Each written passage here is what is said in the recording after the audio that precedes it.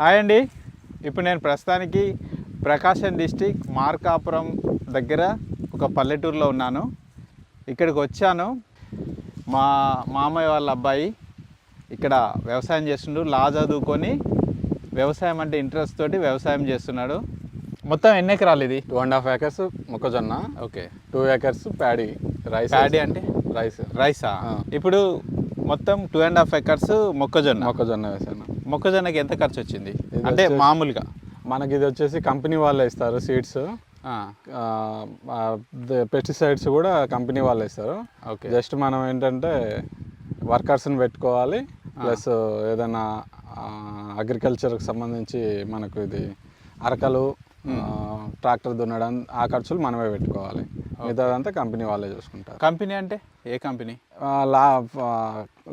Seed companies ఉంటాయి. ఇది వచ్చేసి మొక్కజొన్నలో మనకు 3 రకాలు ఉంటాయి. ఇది వచ్చేసి మెడిసిన్కి వాడతారంట ఈ మొక్కజొన్నను. మనం తినేది కాకుండా ఇది మెడిసిన్కి వాడేది. ఓకే. ఇది కంపెనీ వాళ్ళే బై చేస్తారు వాడడం కోసం. ముందే వాళ్ళు మీకు ఇచ్చేసి ముందే కొనుక్కుంటామని ప్రామిస్. అవును, అగ్రిమెంట్ చేసుకుంటారు. ఓకే.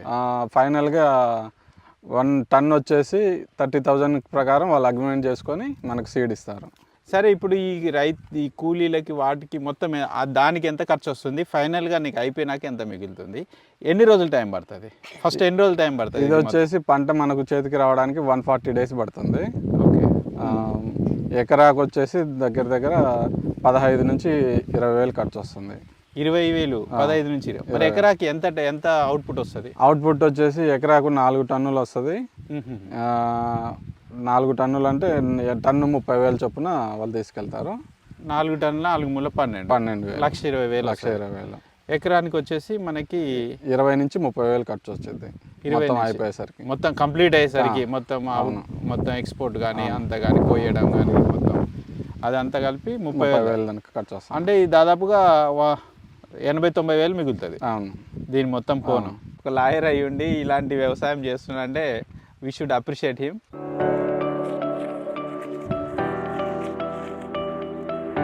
మనం వరి పంట దగ్గర ఉన్నాము. ఆల్రెడీ వరి కోతలు అయిపోయినాయి. ఇప్పుడు ఇది వడ్లు వరి పండించేసిండ్రు. వడ్లు వచ్చినాయి, వీటిని ఎండబెట్టిండ్రు. అవి మొత్తం ఎన్ని ఎకరాలు? ఇది మొత్తం 2 acres వేసాను. 2 acres వేసిన. అది వచ్చేసి మొక్కజొన్న వచ్చేసి 2.5 acres. ఇది 2 acres వేసిన. 2 acres వరి వేసినావు. దీనికి ఎట్లా గింజలు? ఇది మనం ఒక బస్తా వడ్లు పోస్తే ఒక ఎకరాకు నారు వచ్చింది. ఎకరకు సరిపడా ఒక బస్తా అంటే నారు కూడా మీరే తయారు చేస్తారా? నారు కూడా తయారు చేస్తాం. నారు తయారు చేసి మనుషులను పెట్టి నాటించాడు.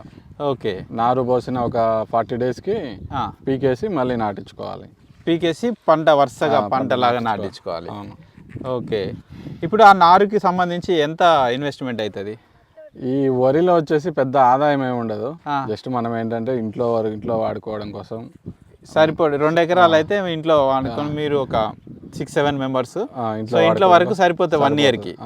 మనం దీన్ని దీంట్లో అమ్మి బిజినెస్ చేయడం, సంపాదించాలనుకోవడం కష్టం ఇప్పుడున్న పరిస్థితుల్లో. ఎందుకంటే వ్యవసాయ కూలీలు ఎక్కువ, కూలీల రేట్లు ఎక్కువ, డైలీ వేజెస్. అరకలకు కానీ అన్నిటికీ చాలా రేట్లు ఉన్నాయి ప్రస్తుతానికి. దీనికి మందులు కూడా మనం డైలీ వేసే మందులు కూడా చాలా రేట్లు ఉన్నాయి. యూరియా అయితే ఇంకా సల్ఫేట్ అలాంటివన్నీ చాలా రేట్లు ఎక్కువ. ప్రస్తుతం ఉన్న పరిస్థితుల్లో ఇందులో పెద్ద ఆదాయాలు వచ్చే ఏం లేదు. అంటే వరి పండించడం అంత లాభదాయకం కాదు. సో మొత్తం 2.5 ఎకరాలకు గాను 2 ఎకరాలకు వరి పంట వేసినావు. ఆడికాడికి సరిపోతుంది. పెద్ద మొత్తంలో ఒక 10 ఎకరాలు అలా వేసుకునే పని అయితే మనకు వ్యవసాయం కూలీల ద్వారా కాకుండా ఇప్పుడు కోతకు ట్రాక్టర్లు వచ్చినాయి, అవే కోసి అవే వడ్లు సపరేట్ చేస్తాయి. అలా ఏమన్నా చేసుకుంటే కొంతమేర లాభం ఉంటుంది. కొంతవరకు పర్వాలేదు. కానీ ఈ 2 ఎకరాలు 4 ఎకరాలు వేసి మనమే కూలీని పెట్టి దాన్ని పీకిచ్చి ఇట్లా సపరేట్ చేసుకొని వీటి ఎండబెట్టి వీటి అంతా ఎన్ని రోజులు పడుతుంది? ఇది వచ్చేసి 3 months పడుతుంది. ఒకసారి నారు వేసిన కానీ 3 monthsలో మనకు పంట వచ్చేస్తుంది. ఇది సంక్రాంతి కదా? అవును, సంక్రాంతి కల్లా మనకు పంట చేతికి వచ్చేస్తుంది. అదే స్పెషల్ కదా సంక్రాంతికి. సంక్రాంతి పండగ చేసుకోవడానికి కారణం కూడా మనకి ధాన్యం ఇంటికి వచ్చిన సందర్భంలో కొత్త ధాన్యంతో సంక్రాంతి అనేది చేసుకుంటారు. ఇది మినుముల పంట. ఇవి ఇట్లా చేస్తే ఇందులో నుంచి ఈ గింజలు వస్తాయి, మినుముల గింజలు. ఇక అవే ఈ మినుముల గింజలు. మనం దీంతో దోశలు వేసుకుంటాం కదా, దోశలు వేస్తాము. దీన్ని మళ్ళీ ప్రాసెసింగ్ చేసుకోవాలి. ప్రాసెసింగ్ చేస్తాం.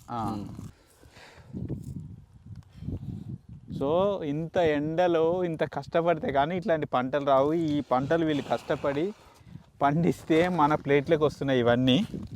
ఓకే, మన ప్లేట్లకు వస్తున్నాయి. సో మనము దీన్ని చాలా రెస్పెక్ట్ చేయాలి. పిల్లలకు కూడా మనము వ్యవసాయం ఇట్లా ఫీల్డ్కి తీసుకొచ్చి రైతులు ఎంత కష్టపడుతున్నారు, వాళ్ళు ఎంత కష్టపడితే మన ప్లేట్లకి అన్నం కానీ, ఇందాక బియ్యం పంట, వరి పంట, అన్నం కానీ, మొక్కజొన్న కానీ, ఇలా మినుములు కానీ ఏ పంట అయినా సరే మన ప్లేట్లకు వస్తున్నాయి అంటే రైతులు ఎంత కష్టపడుతున్నారు, దానికి ఎంత వాల్యూ ఇవ్వాలి, ఏంటి వాట్ ఈజ్ వాట్ అనేది ఎవ్రీథింగ్ మనము పిల్లలకి ఫీల్డ్కి తీసుకొచ్చి మరి ఎప్పుడన్నా ఒకసారి చూపించాలి. ఇయర్లీ వన్స్ కానీ ట్వైస్ కానీ.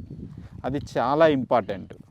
అప్పుడే వాళ్ళు వాల్యూస్ అనేవి తెలుసుకోగలుగుతారు. మనం సిటీలో ఉండి డబ్బులు సంపాయడమే కాదు, పల్లెటూర్లలోకి వచ్చి వాళ్ళు ఎంత హార్డ్ వర్క్ చేస్తున్నారు అనేది కూడా తెలుసుకోవడం చాలా అవసరం.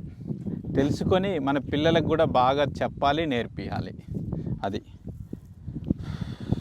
ఎఫర్ట్స్. ఇది కూడా చాలా హార్డ్ వర్క్ చేయాలనుకుంటున్నాను.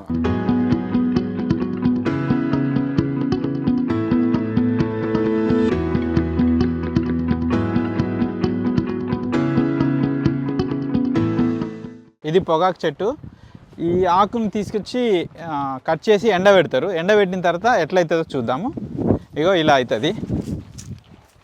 ఇది ఎండబెట్టిన తర్వాత దీన్ని మొత్తం ఎండిపోయిన తర్వాత మనకి చుట్టల్లాగా చుడతారు. చుట్టలు, బీడీలు ఆ విధంగా చుడతారంట.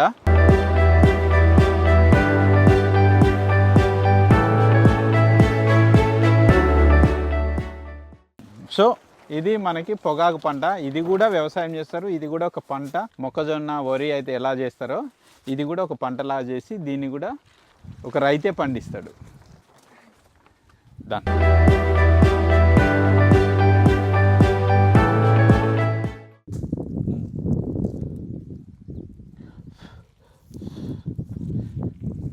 మినుములు గట్టిగా ఉన్నాయి. గట్టిగా ఉంటాయి. మామూలు మినపాయలే గట్టిగా ఉంటాయి. నానబెడితే కానీ ఒక నైట్ అంతా మినుములు ప్రాసెసింగ్. అది మినుముల్ని ఎలా బయటికి తీస్తారు అనేది ప్రాసెసింగ్.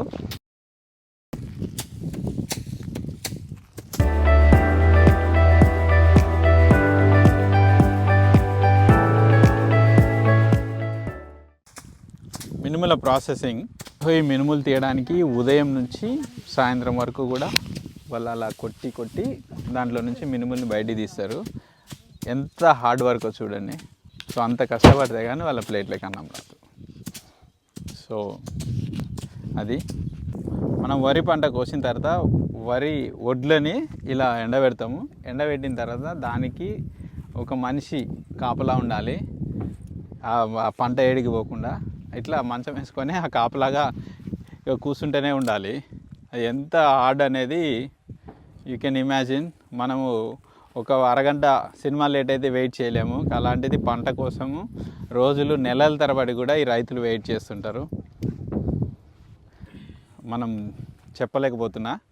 సో అంత హార్డ్ వర్క్ ఉంది పంట అనేది. మనం అది ఇవి కాకపోతే ఇక మనం నీతులు చెప్పలేము. You try to understand. నేను ఏదైతే చెప్పాలనుకున్నానో మీరే అర్థం చేసుకోండి. ఓకే.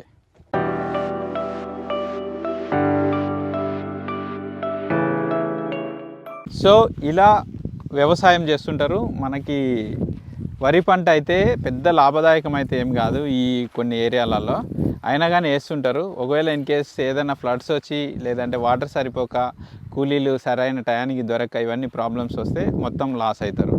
అయినా కానీ వాళ్ళ ప్యాషన్ తోటి వ్యవసాయమే చేస్తారు. So we must appreciate them. అందుకే రైతులు అనేది గ్రేట్. జై కిసాన్, జై జవాన్.